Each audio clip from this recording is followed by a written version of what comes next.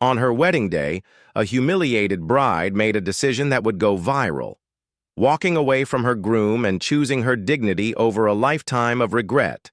Rebecca Martinez stood before the full-length mirror in the luxurious hotel bridal suite, her reflection revealing a young woman of just 18 years transformed into a breathtaking bride.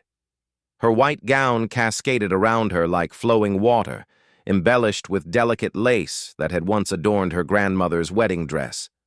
Her mother, Elena, stood behind her, carefully adjusting the veil that crowned her daughter's dark curls. "You look absolutely beautiful," Elena whispered, her eyes glistening with tears. "I can't believe my little girl is getting married today." Before we go any further, comment where in the world you are watching from and make sure to subscribe, because tomorrow's story is one you don't want to miss. Rebecca smiled, but there was a flicker of uncertainty in her eyes. She had only known Tyler Whitman for 11 months, but when he'd proposed 3 months ago with a diamond ring that caught the light like a promise, she'd said yes without hesitation. He was handsome, charming, and from a well-connected family. Everything her parents had always wanted for her. "Do you think I'm doing the right thing, Mom?" Rebecca asked quietly, smoothing the front of her dress with trembling hands. Elena's expression softened as she placed her hands on her daughter's shoulders. "Tyler adores you, sweetheart, and the Whitmans are a wonderful family. This marriage will open doors for you that your father and I could never provide." Rebecca nodded, pushing her doubts aside. Today was supposed to be the happiest day of her life. In another part of the Grand Hotel, Tyler Whitman, 25, adjusted his bow tie in front of the mirror, his best man Jake slapping him on the back. "Last day of freedom, man," Jake laughed, pouring another shot of whiskey. "Sure you want to go through with this?" Tyler's handsome face broke into a confident smile. "Rebecca's a catch, and her family is well connected in the Latino business community. Dad's thrilled about the merger possibilities." Jake raised an eyebrow. "And what about love?" Tyler shrugged, downing the shot. "She's beautiful, sweet, and thinks I hung the moon. What's not to love?" The historic church was adorned with cascades of white roses and lilies, their sweet fragrance filling the air as guests filled the pews. The Whitman side was populated with stern-faced men in expensive suits and women dripping in jewelry, while the Martinez side was smaller but vibrant with color and genuine emotion. Rebecca's father, Miguel, waited with her at the entrance, his weathered hand patting hers reassuringly. "You look like an angel, mi hija," he said, his voice thick with emotion. "Your Tyler is a lucky man."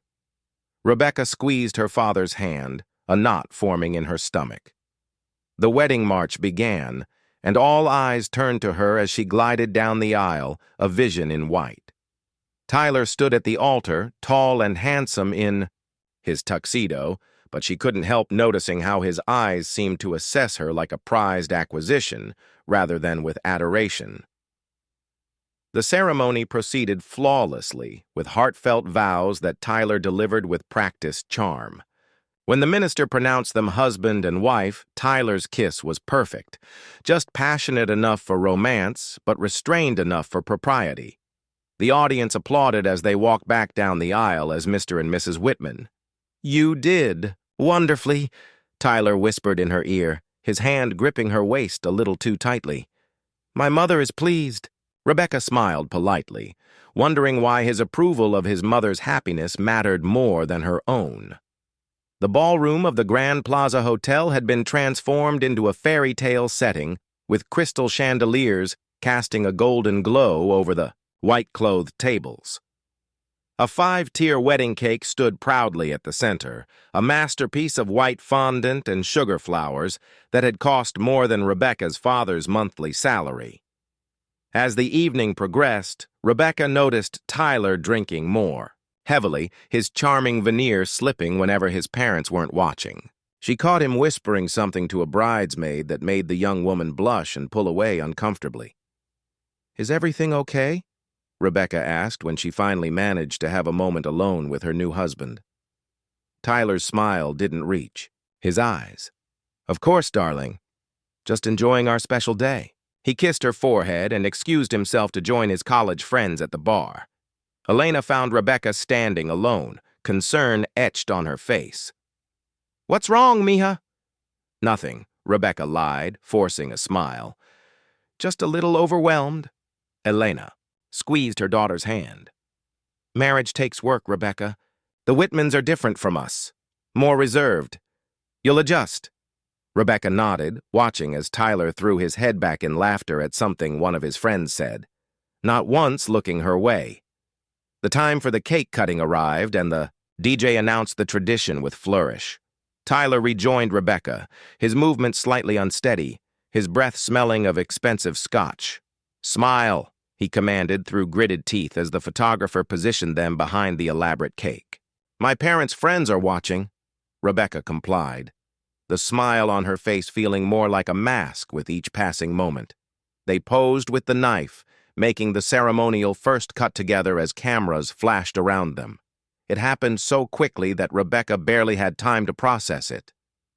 One moment they were feeding each other cake in the traditional manner, and the next, instead of the gentle dab of frosting on her lips that they had rehearsed, Tyler smashed the entire slice into her face with unexpected force.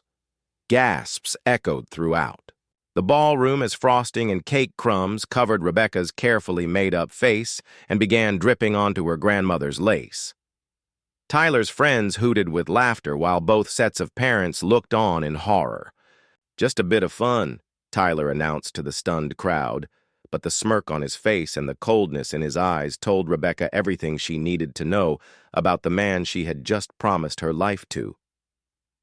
As Rebecca stood there, cake dripping down her face, a strange calm settled over her. She looked at Tyler, truly seeing him for the first time, not as the charming man who had swept her off her feet, but as someone who had just humiliated her in front of everyone she knew on what should have been the most special day of her life. The Grand Plaza Hotel ballroom, previously filled with music and laughter, fell into a stunned silence that seemed to stretch into eternity. 600 pairs of eyes focused on Rebecca's frosting-covered face, waiting with bated breath to see how the young bride would react to such a public humiliation. Would she burst into tears? Would she flee the scene in embarrassment? The tension in the room was palpable, thick enough to cut with the silver cake knife that still lay on the table beside the now ruined wedding cake. From the head table, Victoria Whitman, Tyler's mother, rose with the practiced grace of someone accustomed to managing social catastrophes. Her silk designer dress rustled softly as she moved forward, an embroidered napkin clutched in her manicured hand, her face a mask of tight disapproval. Whether her displeasure was directed at her son's boorish behavior or at her new daughter-in-law's now disheveled appearance remained ambiguous in her pursed lips and narrowed eyes. "Rebecca, dear," Victoria began, in a voice designed to smooth over awkward situations. "Let's get you cleaned up." The suggestion carried an unmistakable subtext. "Let's remove you from sight until this embarrassment can be managed." The white frosting continued its slow descent down Rebecca's face, dripping onto the antique lace of her grandmother's wedding dress. Small pieces of vanilla sponge clung to her carefully styled hair, and the $400 professional makeup that had taken 3 hours to apply was now an abstract painting across her features. A smear of buttercream had even found its way to her left earlobe, where it dangled precariously from her diamond earring, a wedding gift from Tyler just that morning. Rebecca could hear the muffled snickers from Tyler's college friends by the open bar, could see the pitying glances from her own family members, could feel the collective second-hand embarrassment radiating from the wedding guests who didn't know where to look. Her 18th birthday had been just 2 months ago, and now here she stood, a legal adult for barely 60 days, making what she suddenly realized would be the defining decision of her young life. In this suspended moment of humiliation, time seemed to slow for Rebecca, The cacophony of whispers faded into the background as clarity washed over her like a cool wave. Every dismissive comment Tyler had made during their courtship, every time he'd checked his phone while she was speaking, every occasion he'd made her feel small in front of his friends. All these moments crystallized in her mind, forming a pattern she could no longer ignore. The cake smashed into her face wasn't an isolated incident. It was the culmination of a pattern of disrespect she had been too infatuated, too eager to please, to acknowledge. But before Victoria could reach her, before anyone could rush in to manage the situation, Rebecca did something that shocked everyone in attendance. With a dignified calm that belied her youth, she reached for her champagne glass on the table, her movements deliberate and unhurried. She never broke eye contact with Tyler as her fingers closed around the crystal stem. The crowd collectively held its breath as she raised the glass, the universal gesture of someone about to offer a toast. Tyler's smirk, which had been firmly in place since his prank, began to waver around the edges. He had expected tears, expected her to run away embarrassed, reactions that would have confirmed his power in their relationship. This composed response wasn't part of his script. His groomsmen stopped laughing, sensing the shift in energy as Rebecca maintained her poised stance despite the confectionery disaster decorating her face. Instead of drinking from the glass or throwing the champagne at Tyler, as several guests later admitted they had half expected, Rebecca spoke. Her voice carried clearly through the silent ballroom, steady and controlled despite the cake still clinging to her face and the emotions surely turbulent within her. "I want to thank everyone for coming today," she began, her tone measured and sincere. "You've all traveled here to witness not only our wedding, but also, as it turns out, a moment of perfect clarity for me." The champagne in her glass caught the light from the crystal chandeliers above, sending prism-like reflections dancing across the white tablecloth. She turned slightly to face Tyler directly, whose expression had transitioned from smug satisfaction to confusion and the first stirrings of alarm. "Tyler," she continued, addressing him as though they were the only two people in the room.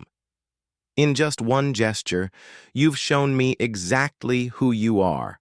Not who I hoped you were, not who you pretended to be during our courtship, but who you truly are when you think you have power over someone."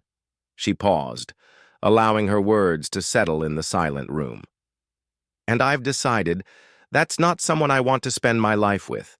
Not for a single day, let alone forever." Gasps echoed through the ballroom, rippling outward like waves in a pond. Tyler's father, Richard Whitman, half rose from his seat, his face flushing with anger, but his wife placed a restraining hand on his arm. This was already becoming a scene. There was no need to make it worse. Rebecca gently placed her champagne glass back on the table and, with the same deliberate calm, removed her wedding ring, the 3-carat diamond that had felt so heavy on her finger since the moment Tyler had placed it there less than 2 hours ago. The platinum band made a small but distinct sound as she placed it on the table beside the ruined cake, a musical note marking the end of the shortest marriage in either family's history.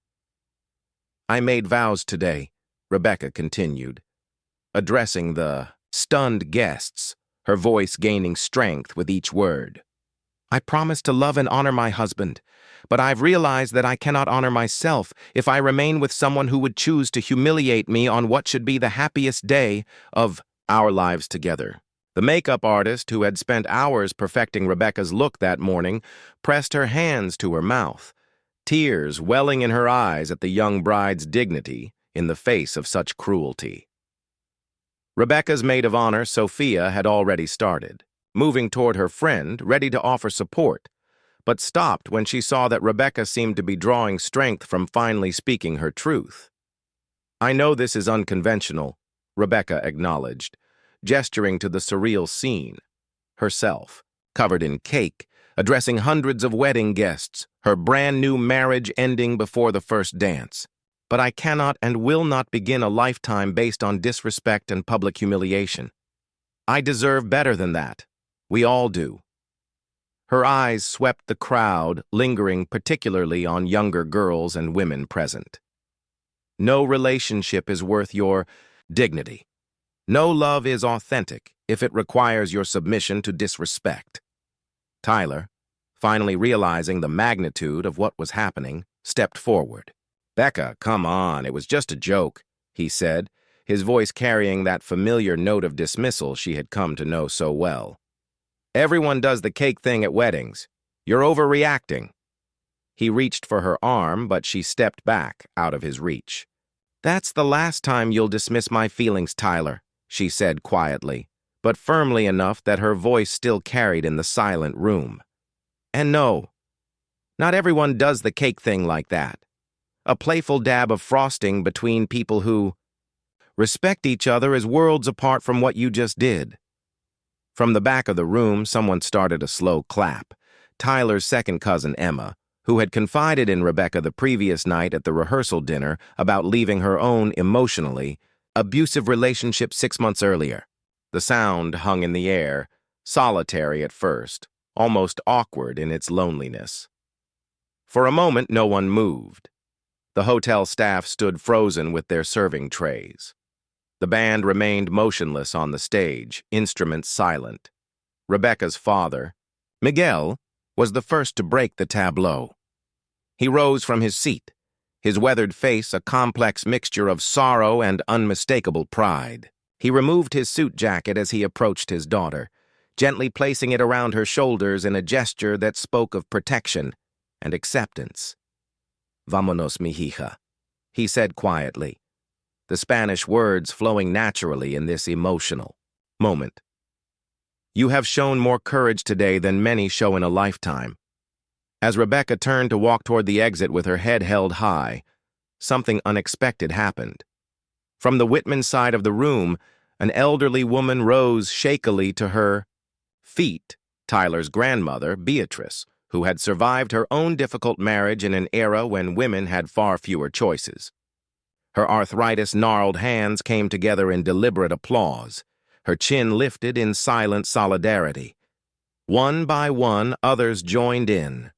First, the bridesmaids who had witnessed Tyler's casual disrespect toward Rebecca during wedding planning, then Rebecca's childhood friends who had harbored private concerns about the match, followed by several of the Whitmans' female relatives who recognized the courage it took to walk away. The applause spread like wildfire until almost the entire room was on their feet in a standing ovation, not for the wedding they had come to celebrate, but for the brave choice they were now witnessing. Tyler stood abandoned next to the destroyed 5-tier cake, his social mask completely shattered. His mother had reached him and was hissing furiously in his ear, likely concerned more about the social implications of the scene than her son's reprehensible behavior. His groomsmen looked at their shoes, suddenly finding their earlier laughter impossible to justify. The business alliance between the families that Richard Whitman had hoped to cement through this marriage lay in tatters, much like the cake that continued to drop pieces onto the ballroom's polished marble floor. With each step, Rebecca took toward the exit, escorted by her father and now joined by her mother and siblings.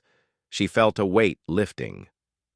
The heavy expectations, the subtle pressures, the nagging doubts she had pushed aside, all were falling away like the pieces of cake that dropped from her dress as she walked. She had entered this room as Mrs. Tyler Whitman and would leave it as Rebecca Martinez once more, younger than she had been in years. Outside in the warm evening air, away from the prying eyes of the guests, Rebecca finally allowed her composure to slip slightly. Her shoulders trembled as her mother gently wiped cake from her face with a cloth. "I'm so sorry, honey," Elena said, tears streaming down her face, her voice choked with emotion. "I pushed you toward this marriage. I thought it was the right thing. I thought he would give you security, a good life." Rebecca looked at her mother, seeing the genuine regret in her eyes, and embraced her tightly, cake and all. "It's okay, Mom. Some lessons you have to learn for yourself." She pulled back and managed a small, genuine smile.